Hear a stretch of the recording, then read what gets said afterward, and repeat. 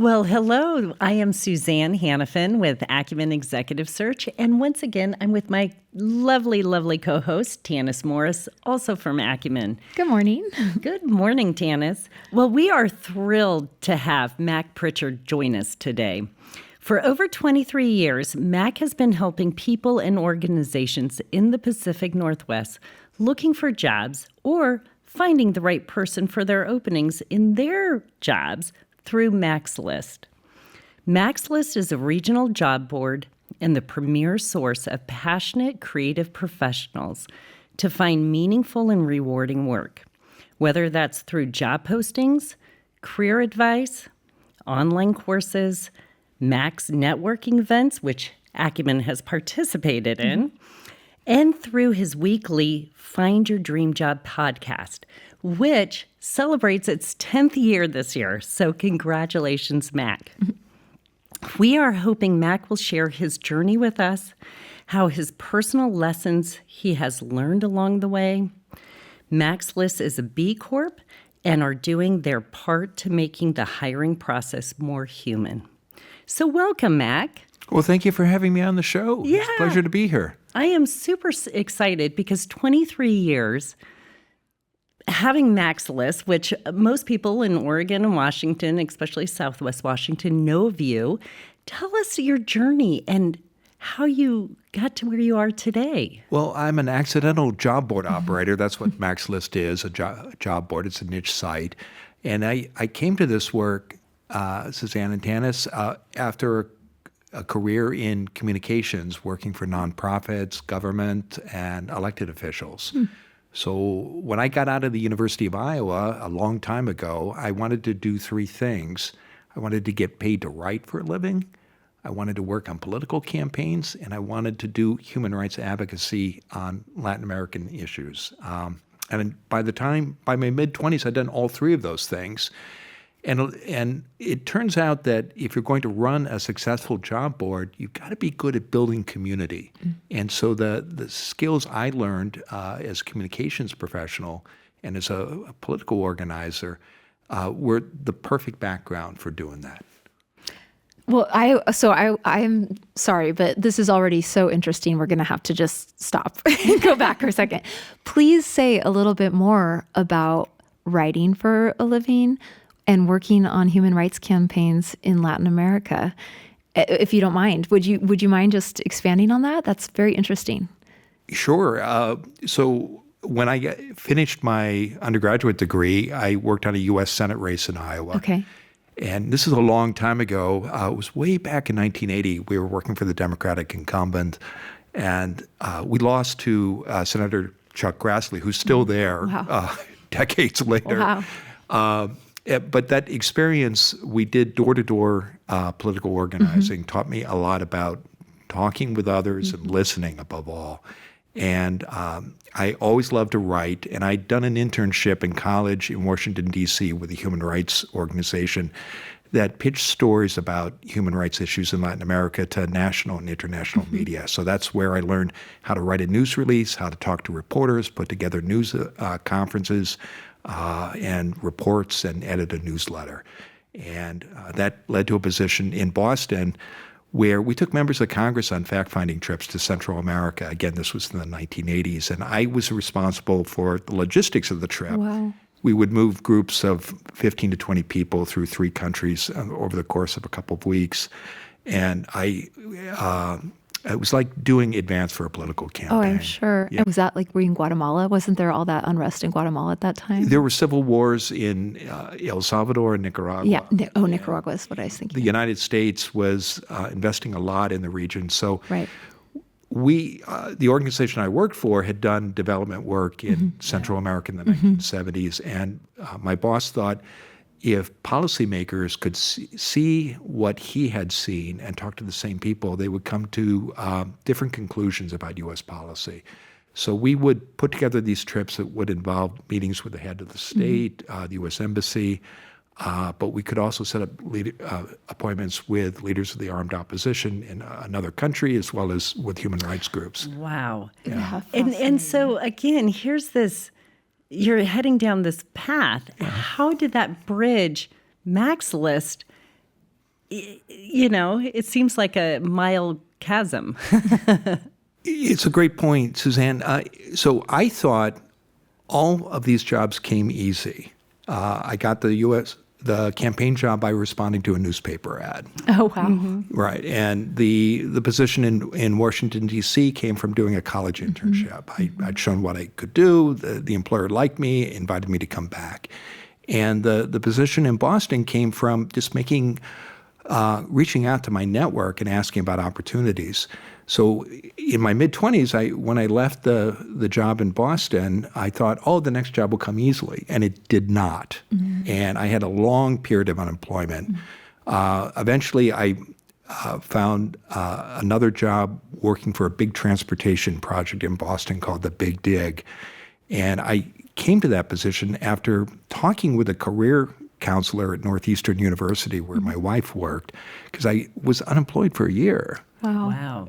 And what was happening was I did not know what I wanted to do next.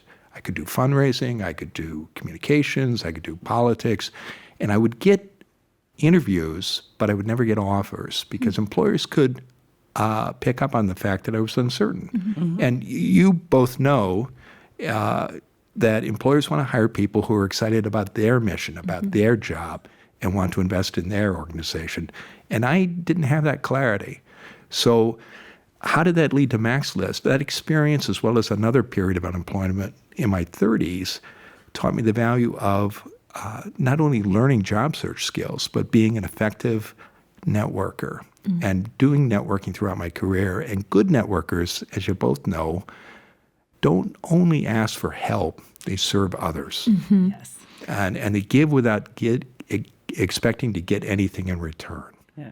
And so my way of doing that later after I moved to Oregon, and I found other ways to do it in my 30s and 40s, but I had a position in state government in Oregon in the late 90s, and I left it for a position in Portland. And I wanted to stay in touch with my network in state government in Oregon. And so my way of doing that was to share job postings. And I did it informally for almost a decade before I turned it into a business.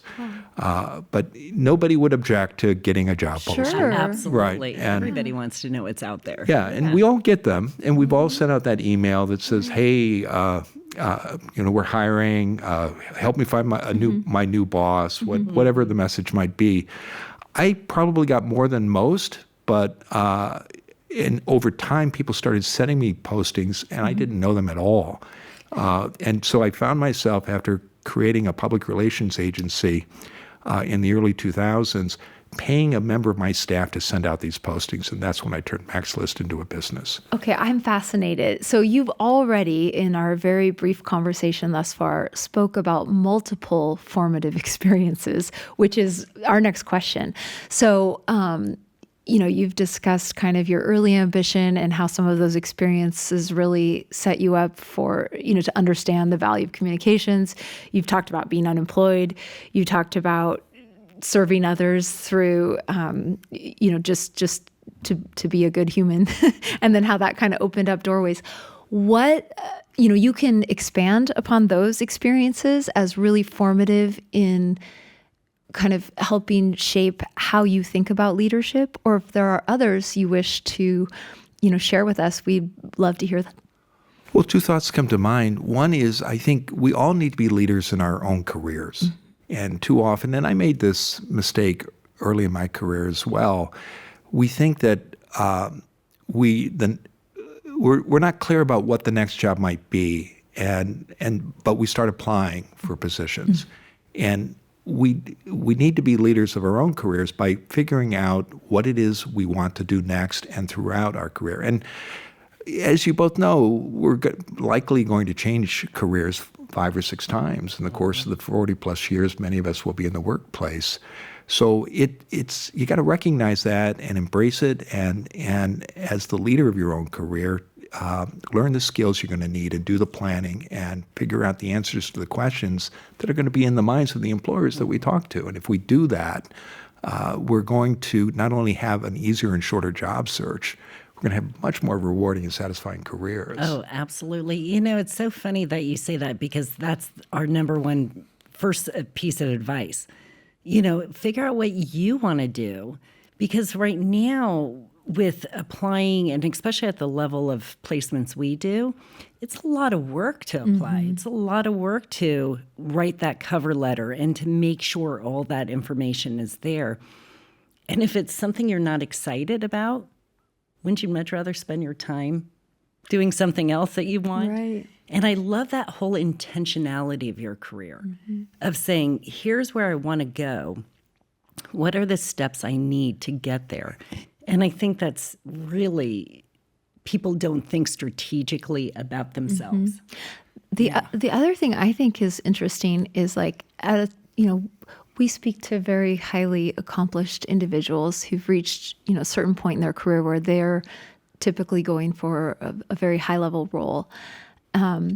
When someone like that is going through a career change, or maybe has, for the first time in many years is actually actively having to look for a job, I think what's interesting is they're so accomplished that they'll read what's available and think like, I could do that, I could do that, I could do that, instead of starting with what kind of team do I want to work with? What kind of value, where do I find the most joy in my work? And how can I align with the right kind of company, or, doing that kind of intentional work? That, for me, is a red flag when someone says, I could do that job. And I say this with kindness and respect. Yes, you probably could, but what's the job you really want to do? Yeah. Because when you figure that out, you'll probably you will start getting offers. Because people who say, I could do that job, and again, I did this early in my career as well, you invest way too much time in applying for positions that you could do rather than the ones that you want to do. Right. Yes. And people who run agencies like yours, I mean, you both are expert at looking at someone's application, and you can tell if they're just exploring, and you can tell when someone is certain about what they want to do next. So, to your earlier question about formative experiences, there are really two that have shaped me as a leader. One was those 2 periods of unemployment, cashing the last unemployment check once. And that takes 30 weeks, Tanis. So that's a long I've been time. There, Mac. Yeah. And I came within one check of doing it a second time.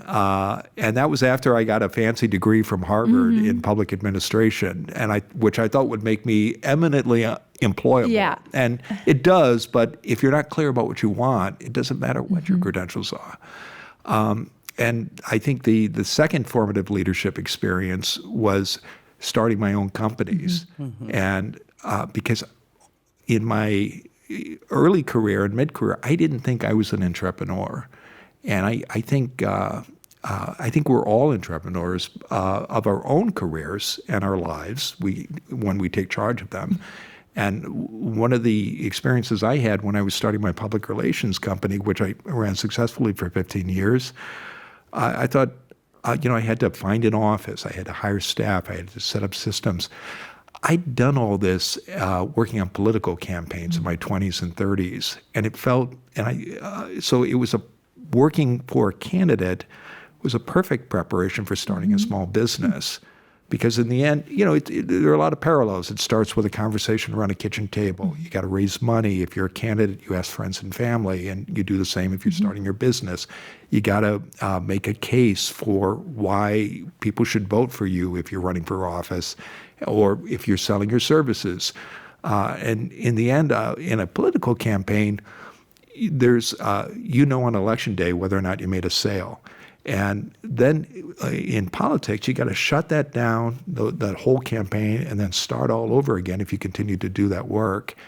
I went through that process 4 or 5 times, so it was the perfect preparation for starting a business. But I would also say when you take charge of your own career, you're being an entrepreneur too. And you mentioned earlier, Tanis, that you work with senior people who often they haven't looked for a position for some time. And that's not uncommon. Job search can be an infrequent event. And it often it's uncomfortable to go out and look for work. And so it's not surprising that many people, when they get that position, they say, oh, I'm glad that's behind me. I don't have to think about that now. But you will have to. And whether it's 3 or 5 years in the future or 15 or 20, you should invest the time to learn those skills and keep them up to date and do the planning that is going to allow you to be a leader not only in your own career, but be an entrepreneur as well. Because no job lasts forever. Right. And it shouldn't, because we all learn and evolve, and we want to do different things. So you have to get ready for that day. Yeah, and I think the other side of that coin is not only knowing what you want to do, but what values that you hold close, and then to align those values with the organization, or if you're starting a business, to making sure that those values are embedded into those processes. So being an entrepreneur, being an employer, what values are important to you, and how have you operationalized those? Well, we talked about service to others. That's been a central value for me throughout my career, whether I'm working for others or running my own companies. Wanting to make a difference in the community where I live and work and on issues I care about has also been important. And I think we're clear about the values that matter to us at Mac's List. You can find them on our website. But most importantly, I think we do practice those values. That's why we are a certified benefit corporation, part of that global movement of business as a force for social good. And when you're clear about the values you practice as an employer, you not only attract great people, but you attract the clients you want to serve as well. And whatever your values might be, you need to communicate them, because some people will be attracted to them and others won't be interested in them. And that's okay. It's a big world. And I think way too often, whether it's in business or in careers, people get paralyzed by the unlimited choices that are available to us. I mean, there are indeed tens of thousands of jobs on Indeed and LinkedIn, or we have only hundreds on Mac's List, but there are a lot of choices. But you really need to focus on what matters to you, both in terms of your values and your own personal and professional goals. Well, I think that's such a lovely sentiment to kind of infuse your work life with. And I like the idea that you spoke about being kind of the captain of your own vessel, whether you're working for others or working for yourself. The next question that we ask our guests is talking about, how you successfully build teams. And I'm really interested about your response to this, because I suspect it's going to have to be multifaceted. Not only have you built your own teams as a business leader, but you have supported so many people in joining teams, and you've supported organizations in hiring, so you're truly an expert on this front. And I would love to know best practices for building teams. What are the kind of benchmarks that are going to set both company and candidate up for success? And then to further expand upon that, you can speak to that as your own, hiring manager, and also just what you've witnessed and observed. But then I'd also be interested in hearing maybe a firsthand story about a hiring that either was phenomenal or maybe took a turn for the worse, and then hearing kind of your thoughts on that. So, well, I think that an employer needs to be clear about as an employer, you need to be clear about your mission and your values, and you need to use plain language, put it on the website, but most importantly, you need to practice it. And then I expect I'm speaking to the choir here when it comes to recruitment, but don't dust off the job posting and just put it out there. Be crystal clear about what it is you want this position to, the person who takes this position to do. There's a set of problems that are keeping you up at night. You need to describe them and be clear about the outcome you want, and do that not only in the posting but in the interviews. All too often, because people haven't been trained in hiring and recruitment, They ask general questions. They have general job postings, and those kinds of recruitments, because you're not clear about the problem you want and the person you need, often go south. So I think that's key. If you do that, you will attract the people who will be excited about your mission and your values and have the skills and the background you need for the position you're trying to fill. You asked about hiring that went wrong. One of the first hires I made when I started my PR company, I was very attracted to this candidate who had interesting background, good credentials, and terrible references, Tanis. Oh, no. Yeah. No. And I thought, I can fix it. Yeah. And so I learned from that experience, if somebody has references that don't if they're not walking on water, walk away. And it is shocking to me how often I talk to employers who don't check references. In part, there's a misunderstanding out there that you can't do that. Yes, you can, and you should talk to everybody's past employers and find out if there are other people you can talk to too. It makes a huge difference. When I think about hires that went right, at Prichard Communications, the public relations company I ran successfully for 15 years, I had 3 managing directors, and each was so good. One who really stands out for me is Jenna Cerruti, who started as an intern when she was a senior at the University of Oregon studying communications. And she spent a summer with us, and then we brought her back after she'd worked somewhere else as in an entry-level position.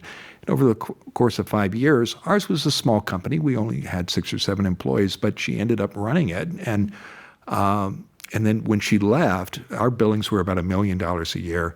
She went to run corporate communications for Tillamook, and their billings that year was $800 million. Wow. Yeah. Or revenue, rather. So she was one of those people that you meet when they're early in their career, and you're going to say, I knew them when. And we've all got people like that in our careers that we know we're going to be lucky enough to work with them. Why did that hiring work out so well? I think because she got a chance to see us and experience us, and we got a chance to work with her. And sometimes people who come back are called boomerang employees or retreads, but that's a very positive sign, I think, when you have people return to your company, because they know the culture, they know the people, and you know them, and I think that's going to be an especially effective relationship. Oh, I agree. And it's interesting because sometimes people need to leave, learn more skill sets and different skill sets and see things from a different perspective. And then when they come back, you benefit so much from that. And you're like, wow. And again, just their growth that you can apply to your organization. So when you look back, Mac, again, 23 years with Maclist, 15 years, with your own communication organization, what advice would you have given your 20-year-old self, and what advice would you give a 20-year-old today? Don't wait to be picked. When I was sending out applications in my 20s and 30s, I was hoping that I would be chosen and by the person who was reviewing the application. And you should apply. Don't misunderstand me.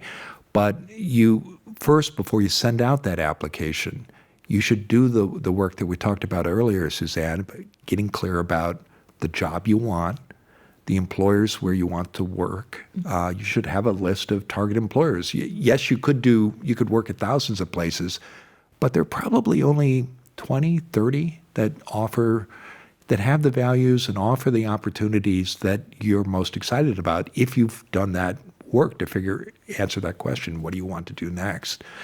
And when you know the job you want and you know where you want to go, when you're shopping in employers, you're chasing employers, not chasing jobs, then you can do the networking and the relationship building that will allow you to connect with people inside those organizations so you can get the referrals that we all know, you two especially, how are so important when hiring decisions are being made. Because in the end, hiring managers they want to reduce risk. Nobody likes a hire that goes bad. It doesn't work out for the candidate, it doesn't work out for the team that works with them or the employer. So so referrals are a way so many hiring managers look to reduce that risk. So you got to understand, not only do you have to so if you understand how hiring works, then you can make the system work for you. And then you don't have to wait to be picked. You can choose where you want to go. And it's interesting. I'm going to bring this up because this is one of the piece of advice I give a lot of younger people is not just to network, because we could all go and network, Right. but network with the people who are in the job you want. And I think that's the key, because then when you're talking to them, you can say, I want your job. How do I get there? What do I need to do? Because that's what I want. Yeah, and that's how in my early 30s, I wanted to get a graduate degree. I was living in Boston. I was there for 9 years. And I was very interested in the Master's in Public Administration program at the Kennedy School of Government at Harvard. And to prepare my application, I spent about 6 months going out and talking to people who had been through that program. And I talked to some people at the faculty, and I asked them, how did you do that? How did you get in? What did you want to get from that experience? How does the school make those decisions? And that helped me put together a very competitive application that led to my admission. And I'm not bragging here. My academic record as an undergraduate was not distinguished, but by talking to people who did what I wanted to do, I learned what mattered to the decision makers and was able to position myself as a successful candidate. And you can apply that to so many things in life, including your career. Oh, absolutely. Yeah, that's exceptional advice and a great story. So our final question that we ask every guest, and we love ending with this because it is somewhat interpretive, is what does hiring for good mean to you? I think hiring for good means creating a team that does work that's not only good for the organization, but for your customers as well. And you can do that by being clear about your mission and your values and what makes you different, and how the services you offer are going to solve problems for your customers. Absolutely. And, nothing is in a vacuum, and people need to remember that. Hiring is a two-way street. And it's, whether you're coming from the candidate's perspective or the employer perspective, that fit and alignment has to be there. I'm so glad you brought that up, Suzanne, because too often, and again, I was in this position early in my career, you're waiting to be picked. You think you've got to please the employer. Think about what matters to you. Yeah. Because you have choices. Each of us have unique skills and backgrounds, and we have a lot to offer. Yeah. But our challenge is we got to be crystal clear about what we want and where we want to go in order to have the kind of conversations and do the kind of networking that you were describing a moment ago. You got to be strategic. Just showing up somewhere to talk to random people, you're going to get frustrated. And I think that's why so many people struggle with networking, because they haven't done the work ahead of time to figure out who they should be talking to and about what. Absolutely. And I'm going to ask one last question as we finish up. And I know Hiring for Good is about leadership and lessons learned and advice, but I'm curious, what's the next iteration of Mac's List in your business? Because you're out there all the time in the community and you're growing. What does it look next for you? Well, it's a privilege to be able to do this work and help people find work they love, because you both know, you're in the business, that having a job that you love it's a life-changing event. And so we are looking for more ways to grow and strengthen our community. This year we relaunched our event series. We're doing 4 events in Portland, and in partnership with local universities, and those each typically attract about 100 people. Our weekly career advice podcast, Find Your Dream Job, reaches thousands of people across the U.S. and outside the U.S. as well. 90% of our downloads are outside of Oregon and Washington, because the advice that we get from the career experts who come on the show works anywhere. I mean, we're talking about, as you both know, universal ideas. So helping to make a difference in the lives of the people who are part of the Max List community is very rewarding, and we want to do more of that. That's so beautiful. Thank you very much. It's really been a privilege to have you as our guest today, and I see your qualities of, servant leadership and generosity really coming through in the answers you've given. Thank you. Thank you, Mac. Thank you, Suzanne. Thanks for joining us today at Hiring for Good. If you were inspired by our conversation, don't forget to like, follow, and subscribe wherever you get your podcasts. And if you want to learn more about our executive search services, check us out at www.hiringforgood.net or our company website, Acumen Executive Search. Thanks so much, and don't forget to join us next time for another in-depth conversation about transformational leadership. Until then, have fun.